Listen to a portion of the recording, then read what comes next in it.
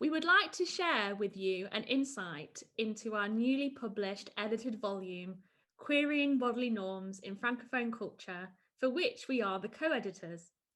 The book was published this very month with Peter Lang. The 12 chapters of the book question, through the examination of literature, cinema, and other forms of media, how bodies in the Francophone world are restricted by societal norms.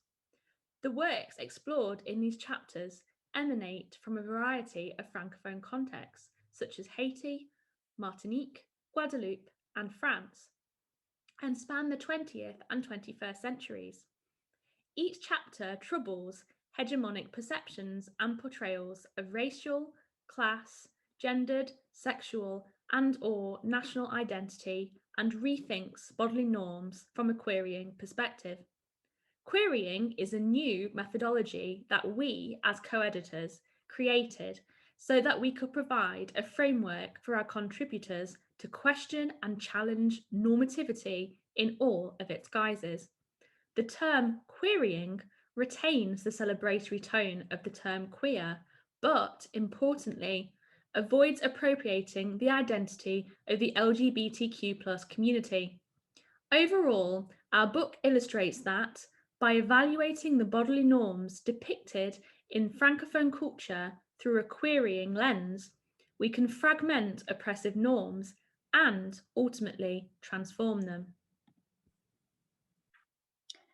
As we note in the introduction to our volume, our querying methodology draws on previous scholarship in a diverse range of fields and disciplines, such as disability studies, post-colonial studies, feminist studies, and gender and sexuality studies more broadly.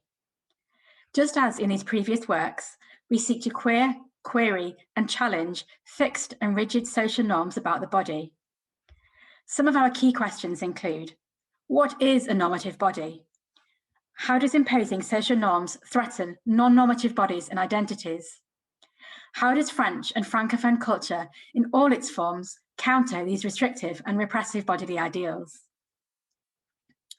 As Maria has explained, in the project, we were keen to recognise and celebrate the LGBTQ+ community through our querying methodology.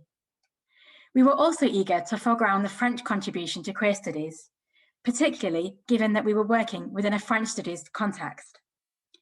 The Francophone Academy has been somewhat reluctant to engage with the discipline of queer studies.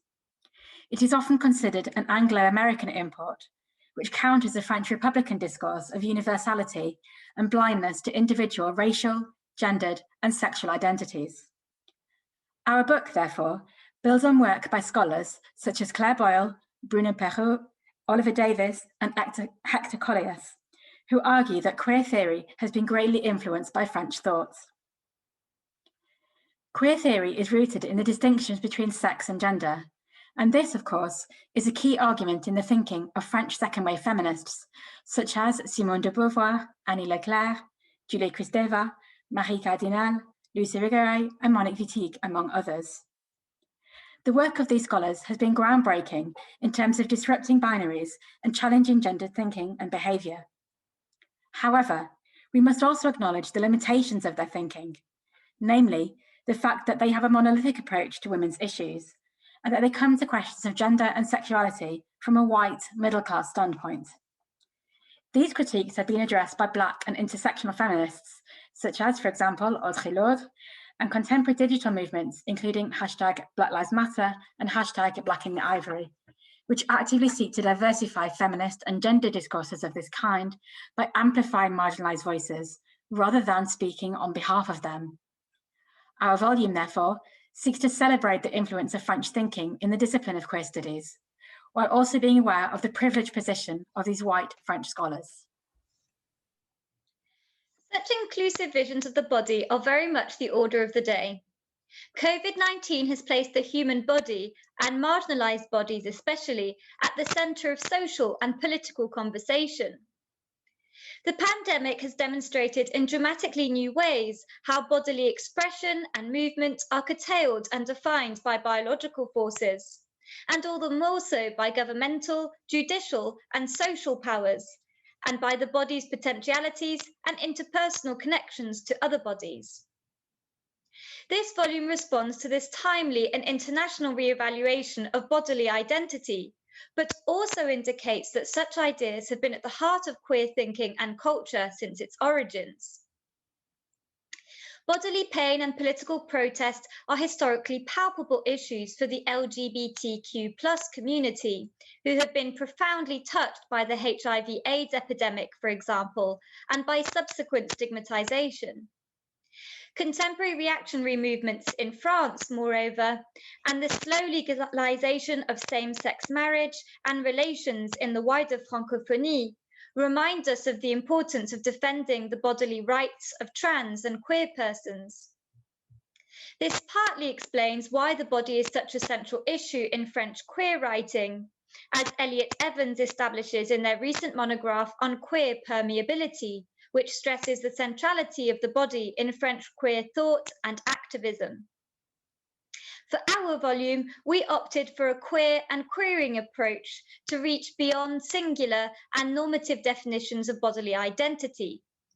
Our volume considers how the stigmatization of queer and trans subjects operates in tandem with additional forms of marginalization, such as racist or nationalist attitudes, precarious citizenship, or detrimental sex work policy that limit their bodily freedoms. At the most extreme end, the sources studied in this volume question the category of the human body itself and the extent to which we as humans are defined by our bodily identity. This volume's authors, for instance, examine the influence of gay dating apps, cloning, and warfare on modern and postmodern bodies, and how far these influences reinforce or challenge normative conceptions of bodily beauty and identity from a feminist, social, political, personal, legal, technological, scientific, and cultural standpoint. In short, this volume aims to extend the tradition of French thought and culture to consider queer ideology and identity from the perspective of the body foremost, and conversely, to explore how transgressive depictions of the body can represent and support a multiplicity of queer and otherwise marginalised subjects. In so doing, this volume mounts a challenge to the less progressive aspect of French and Francophone tradition, namely reactionary views that undermine political progress and personal liberties in relation to the body. We thank you very much for listening to our talk, and we look forward to hearing your questions. If you're interested in ordering this book for your library, you can get a 30% discount if you contact Peter Lang directly at orders@peterlang.com. Thank you very much.